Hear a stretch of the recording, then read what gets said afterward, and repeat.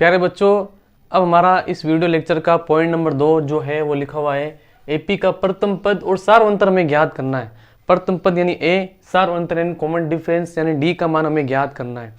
ए और डी का मान ज्ञात करने के लिए यहाँ पर आपको एपी दी जाएगी। एपी इस प्रकार से दी जाएगी कि यहाँ पर ये एपी दी हुई है। इन एपी में से आपको बताना है कि प्रथम पद और डी कैसे ज्ञात करते हैं। इससे पहले दोस्तों आपके लिए एक मैंने शायरी लेकर के आया हूँ, उसको हम पढ़ते हैं, फिर आगे हम क्या करते हैं, अपनी पढ़ाई स्टार्ट करते हैं। क्या लिखा है इसके अंदर देखो, मेहनत इस हद तक करो कि किस्मत भी कहे। क्या कह रहा है, मेहनत इस हद तक करो कि किस्मत भी कहे, ये लो बेटा इस पर तुम्हारा ही हक है। दोस्तों आपको भी मेहनत इस हद तक करनी है कि यहाँ पर किस्मत भी आपके साथ हो जाए, कि यहाँ पर ये किस्मत इसके लिए लिखी है। तो देखो बच्चों, यहाँ पर हम यहाँ अपना पॉइंट स्टार्ट करते हैं। ये छोटी शायरी समझने के बाद में थोड़ा बहुत आपके अंदर जोश आया होगा पढ़ाई करने के लिए। तो देखो यहाँ पर हमें क्या देखना है, ये लिखा हुआ है प्रथम पद और सार्वंतर ज्ञात करना है। पॉइंट नंबर 2 अपना यही है। तो देखिए बच्चों, आप कहोगे सर प्रथम पद तुम आसानी से निकाल लेंगे, ठीक है, आपको प्रथम पद दिख भी रहा होगा, लेकिन डी कैसे निकालते हैं सर, थोड़ा वो समझा दीजिए। तो देखो बच्चों, यहाँ पर डी निकालने के लिए हमें क्या करना है वो हम देखने वाले हैं। आराम से आप नज़र टिकाए रहिए, हम किस प्रकार से निकालने वाले हैं वो देखते हैं। सबसे पहले बच्चों देखो, हमें प्रथम पद निकालना है। क्या निकालना है, प्रथम पद। तो आपको यहाँ पे लिखना है प्रथम पद। प्रथम पद हमारे पास ए बराबर क्या होता है, ठीक है, वो एपी का A1 ही होता है।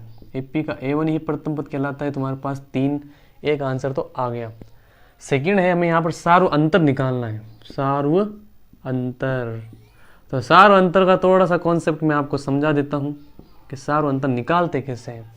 तो देखिए बच्चों, यहाँ पर सार्व अंतर अगर हमें निकालना है तो हम यहाँ पर सार्व अंतर निकालने के तरीके अपने पास बहुत से हैं। कैसे कि यहाँ पर हमें क्या करना है, ध्यान रखना है, सार्व अंतर की हमने डेफिनेशन क्या पढ़ी थी उसी के अकॉर्डिंग हमें ध्यान रखना है। सार्व अंतर क्या होता है, अपने जस्ट आगे वाली संख्या कैसे बनती है, वो जस्ट पीछे वाली संख्या में कुछ नंबर जोड़ा या घटाया जाता है तब आगे वाला नंबर आता है ना। तो यहाँ पर ये सभी नंबर्स जो है अपने आगे पीछे नंबर जुड़ करके बने हैं, ठीक है। तो यहाँ पर अगर हम ध्यान दें, यहाँ मैं आपको समझा रहा हूँ कि 3, 1, -1 और -3। तो यहाँ पर अगर हम ध्यान से देखें तो यहाँ से यहाँ जो पद गया, ठीक है, इसमें कुछ नंबर जोड़ा है तब ये आया है, और इसके अंदर हमने यहाँ पर कोई निश्चित नंबर जोड़ा है तब ये -1 आया है, और यहाँ पर मैंने कोई निश्चित नंबर जोड़ा या घटाया है तो यहाँ पर -3 आया है। तो यहाँ पर अगर आपको कभी भी डी निकालना, ये निश्चित नंबर ही है, ध्यान रखना, ये D1, ये भी डी है, ये भी डी है, ये भी डी है। तो हम यहाँ पर डी को 3 प्रकार से निकाल सकते हैं, समझ गए। यहाँ पर ये डी, ये डी, ये डी, तीनों के अंदर डी का मान समान आएगा। इसलिए यहाँ पर हम अगर कोई भी एपी हो तो उसके डी का मान सभी के अंदर बराबर रहता है। लेकिन हमें डी का मान निकालना कैसे होता है, हमें यहाँ पर ध्यान रखना है, कभी भी अगर हम डी का मान निकालें तो जस्ट आगे वाले पद में से पीछे वाला पद घटाना होता है। जैसे मान लो हमारे पास में A1 है, ये A2 है, ये A3 है और ये A4 है। तो इसके अंदर ध्यान से देखिए बच्चों, यहाँ पर A1, A2, A3 और A4 दिया हुआ है, ठीक है। तो अगर मान लो हमें यहाँ पर सबसे पहले अगर डी निकालना है, कोई से डी ले लो, ये ले लो, ये ले लो, ये ले लो, कोई सा भी ले लो। यहाँ पर हम सबसे पहले देख रहे हैं, अगर डी हमें निकालना है तो हम चेक करेंगे यहाँ पर A2 - A1, समझ गए। डी ये वाला डी इधर से निकालना है तो A3 - A2, ये डी निकालना है तो A4 - A3। इस प्रकार से करना है, मतलब जस्ट एक नंबर कम, ये देखो 2 1 3 2 4 3 ऐसे। यहाँ पर ध्यान रखना, ये मेथड तो सही है। अब गलत मेथड कौन सा है सर, हम गलत कर दे क्या पता, तो पता रहना चाहिए कि गलत मेथड कौन सा है। तो गलत मेथड ये है कि अगर मान लो आपने डी निकाला है और डी निकालने में आपने इस प्रकार से कर दिया कि A3 में से A1 माइनस कर दिया, तब आपके लिए मेथड जो है वो गलत हो जाएगा। क्यों हो जाएगा, क्योंकि यहाँ पर आपने एक नंबर A2 को बीच में लिया ही नहीं है, समझ रहे हो। तो यहाँ पर हमें जस्ट एक नंबर कम रहना चाहिए, इस प्रकार से निकाल सकते हो। ये मेथड हमारे लिए गलत है। या फिर आप अगर डी ऐसे निकालते हो A4 - A2, ठीक है, तो ये मेथड भी आपके लिए गलत रहेगा, समझ गए, ये मेथड गलत है।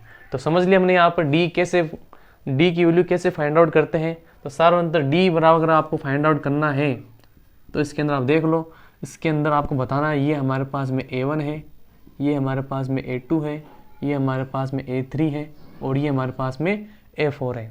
अगर हमें D निकालना है तो हम सर A2 माइनस A1 करके निकाल सकते हैं, निकाल सकते हो, कोई दिक्कत वाली बात नहीं है। A2 का मान कितना है 1 है, ये लो 1। ये माइनस फॉर्मूले में ध्यान रखना, तो ये माइनस का माइनस A1 करके कैसे, A1 हमारे पास 3 है, ये 3 यहाँ पर निकाल लिया हमने। अब सर इसको सोल्व कैसे करना है, तो सोल्व के अंदर ध्यान रखना है यहाँ पर इसके आगे प्लस का चिन्ह है, इसके आगे माइनस का चिन्ह है। असमान चिन्ह रहता है तो हमेशा क्या होगा बच्चों, घटेगा। क्या होगा, घटेगा। तो सबसे पहले हम क्या करते हैं, यहाँ पर घटा लेते हैं। आपको ये मेथड फॉलो करना है कि सबसे पहले आपको देखना है असमान चिन्ह है तो सर घट गया। अब यहाँ पर इसके आगे जो मार्क रहे हैं वो किसका आएगा, प्लस का आएगा माइनस का आएगा, वो यहाँ इन दोनों नंबर के ऊपर डिपेंड करता है। कौन सी संख्या बड़ी है, किस मार्क वाली संख्या बड़ी है, उस पर डिपेंड करता है। तो माइनस के 3 बड़े इसलिए माइनस का 2 आएगा। ठीक है, तो यहाँ पर माइनस का 2 आ गया। एक बार और चेक कर लेते हैं, सर हमारा सवाल गलत हो गया तो डी का मान गलत आ रहा है तो चलो बच्चों एक बार और चेक कर लेते हैं। तो यहाँ पर मैंने आपको सिखाया A2 माइनस A1 करके। ठीक है, ये तो हो गया। अब A3 माइनस A2 करके हम देख लेते हैं, A2 माइनस A1 करके देख लेते हैं। तो A3 माइनस A2 किया हमने, ये लो। अब बच्चों हम यहाँ पर हमें दिख रहा है कि सर A3 का मान तो माइनस में, कोई बात नहीं, A3 का मान माइनस में तो माइनस में रख दो, क्या दिक्कत है, माइनस में रख दिया। ये माइनस फॉर्मूले का है तो माइनस रख दिया यहाँ पर। A2 का मान कितना है सर, A2 का मान सर 1 है, ये लो सर, ये आ गया सर। ध्यान से देखो, ये समान चिन्ह आ गए। समान चिन्ह हमेशा जुड़ते हैं, क्या होते हैं, जुड़ते हैं। तो 1 1 क्या हो गए, 2 हो गए। ठीक है, और यहाँ पर चिन्ह किसका आएगा, दोनों माइनस के तो माइनस ही आएगा। इस बात का ध्यान रखना है, ध्यान से समझो। यहाँ पर समान चिन्ह होता है तो जुड़ते हैं और चिन्ह वही आता है जो इनके अंदर था। वापस सर एक बार और चेक करते हैं। तो A4 माइनस A3, देखिए बच्चों यहाँ पर हमने D का मान यहाँ पर निकाला, कितना आया, -2। यहाँ पर भी हमने निकाला तो यहाँ पर ये आया, क्या आया, -2। अगला क्या है, D बराबर A4 माइनस A3। तो A4 माइनस A3, देखिए बच्चों A की वैल्यू कितनी है, -3। ये प्रोसेस आपको इंपॉर्टेंट ध्यान रखना है, बहुत इंपॉर्टेंट है ये पॉइंट। A4 की वैल्यू कितनी है, -3, माइनस का माइनस। A3 की वैल्यू कितनी है, -1। तो देखो ये पहले से माइनस है और यहाँ A3 के अंदर माइनस है, तो यहाँ पहले इसको क्या करना पड़ेगा, वो ब्रैकेट में रखना पड़ेगा, -1। समझ गए, इसको ब्रैकेट में रखना है क्योंकि यहाँ एक तो फॉर्मूले में माइनस है और यहाँ पर A3 के ऊपर पहले से माइनस है, तो इसको पहले ब्रैकेट में रखना है। ठीक है, ब्रैकेट में रखने के बाद में ये -3 का 3 ऐसे ऐसे ही। ठीक है, और माइनस, ठीक है, यहाँ पर मल्टीप्लाई होंगे तो माइनस माइनस जब मल्टीप्लाई होते हैं तो प्लस का चिन्ह आता है, किसका चिन्ह आता है, प्लस का। तो यहाँ पर +1। अब यहाँ पर देखो वापस असमान चिन्ह हो गए सर, हो गए। तो असमान चिन्ह हो गए तो घटेगा। ठीक है, 3 में से 1 गया, कितने बच गए, 2। बड़ी संख्या किसकी है, माइनस की, ये लो माइनस के 2। तो देखिए बच्चों आप यहाँ पर हमें अगर ये AP है तो ये भी पता चल गया कि अगर कोई AP है सही तरीके से तो उसके अंदर D का मान सभी के अंदर समान आता है। तो हमारे पास यहाँ पर जो उत्तर रहेगा A बराबर कितना हो गया, A बराबर हो गया हमारे पास 3 और D बराबर कितना हो गया, -2। ये हमारा आंसर आ गया। समझ गए बच्चों। तो ये सवाल यहाँ पर प्लस माइनस के थ्रू आपने समझना अच्छी तरीके से क्लियर हुआ होगा यहाँ पर कि किस प्रकार से अगर AP का प्रथम पद और सार्वंतर ज्ञात करते हैं, एग्जाम के अंदर आपके इस प्रकार क्वेश्चन अवश्य के अंदर पूछ सकता है। तो इसको नोट डाउन कर लीजिएगा बच्चों।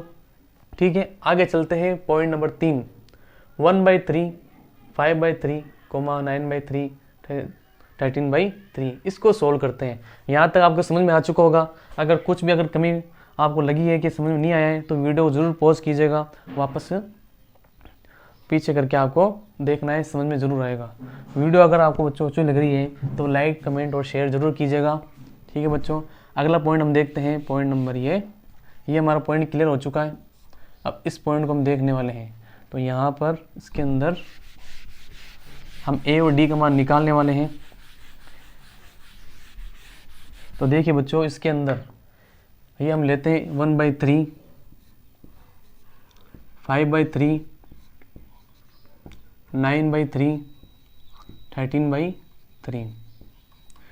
सर ये तो मान बट्टे के अंदर आ गया, इसको कैसे सोल्व करना है, घबराइए नहीं बच्चों, इसको भी हम अच्छी तरीके से सोल्व करेंगे और आपको समझा कर ही सोल्व करेंगे। ठीक है, तो यहाँ पर सबसे पहले बच्चों आपको पता है आप A का मान तो निकाल सकते हो। ये लो प्रथम पद A बराबर कितना है, 1, A1 के बराबर होता है, ये 1/3 हो गया। अब सर D का मान कैसे निकालें, डी का मान पहले देखो आप बच्चों, जहाँ तक आपसे हो सके वहाँ तक कोशिश करना। A2 माइनस A1 आपने कर लिया, ठीक है। A2 माइनस A1 कर लिया तो बस यहाँ पर A2 की वैल्यू कितनी है 5/3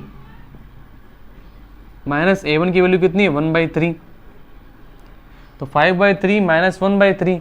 अब देखो यहाँ पर ये दोनों जो नंबर्स है फ्रैक्शन की फॉर्म में है, लेकिन यहाँ पर भी आपको ध्यान रखना है कि जो इनका डिनोमिनेटर है मतलब जो हर है वो समान है, तो यहाँ पर भी आपको ज़्यादा दिक्कत नहीं होने वाली। उसके अंदर यहाँ पर एक नंबर के अंदर हर नहीं था और एक नंबर में हर था, तो वहाँ पर भी वो थोड़ा सोल्व हो गया क्योंकि उसको हर को हमने उस नंबर से मल्टीप्लाई करके ऊपर लिख दिया था।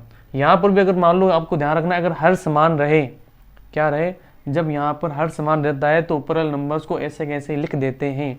तो यहाँ पर हम इसको भी ऐसे कैसे लिख देंगे, ये 3 का 3, 5 माइनस 1, तो यहाँ पर 5 में से 1 के कितने बच गए 4, तो 4/3। एक तो मेथड अपने पास में ये आ गया 4/3 का। वापस चेक कर लेते हैं अपना डी का मान सही आ रहा है कि नहीं आ रहा है। तो वापस यहाँ पर हम चेक करते हैं A3 minus A2, A3 minus A2, A3 की वैल्यू कितनी है 9/3, ये 9/3, A2 की वैल्यू कितनी है 5/3।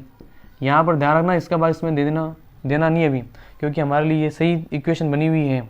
तो यहाँ पर ये 3 का 3 डिनोमिनेटर यानी हर समान है, तो 9 में से 5 गए, या फिर पहले आप इसको लिख लो 9 माइनस 5, तो कितने बचे 4, तो 4/3। तो इस प्रकार से आपने देखा कि सर A बराबर हमारे पास में 3 और D बराबर यहाँ पर कितना आ गया 4/3। तो ये हमारा आपने पॉइंट नंबर 2 भी कितने आसानी से समझ लिया। आपके एनसीईआरटी बुक के अंदर और भी कुछ क्वेश्चंस दिए हुए हैं, उनको आप सॉल्व करना इसी मेथड को फॉलो करते हुए। ये कंसेप्ट नहीं भूलना, आपको ध्यान रखना बच्चों।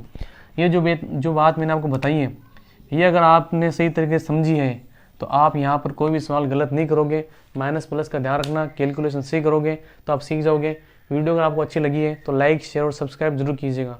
इसका जो पॉइंट नंबर 3 है, ठीक है, मुझे अगर टाइम मिला तो मैं आपके लिए वीडियो बना दूंगा। बाकी आपको ध्यान रखना है, अगर किसी एपी है या नहीं उसकी जांच करने के लिए हमें डी का मान क्या है 3 बार निकालना होता है। कितनी बार डी का मान निकालना है। एपी दी हुई रहेगी, आपको डी का मान 3 बार निकालना है, और 3 बार में आपका अगर मान समान आ जाए तो वो एपी रहेगी, अगर 3 बार मान समान नहीं आए तो एपी नहीं रहेगी।